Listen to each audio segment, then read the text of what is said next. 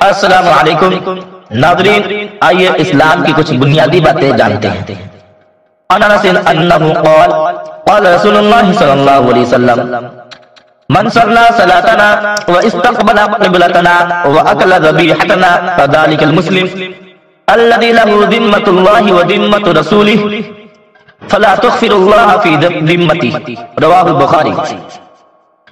حضرت انس بن مالک رضی اللہ عنہ سے روایت ہے، انہوں نے بیان کیا کہ نبی کریم صلی اللہ علیہ وسلم نے فرمایا کہ جو ہماری طرح نماز پڑھے اور ہمارے قبلہ کو اپنا قبلہ بنائے اور ہمارا ذبیحہ کھائے تو وہی ایسا مسلم ہے جس سے اللہ اور اس کے رسول صلی اللہ علیہ وسلم کا عہد و پیمان ہے، لہذا اللہ کے اس عہد و پیمان کو نہ توڑو۔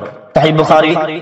تشریح: اس حدیث سے معلوم ہوا کہ جو مسلمانوں کو دین کے اختیار کر کے ان کے شعائر کو عملی طور پر ظاہر کرے تو وہ اللہ اور اس کے رسول کے امان میں ہے، لہذا اللہ کے عہد کو نہ توڑو۔ والسلام علیکم ورحمۃ اللہ۔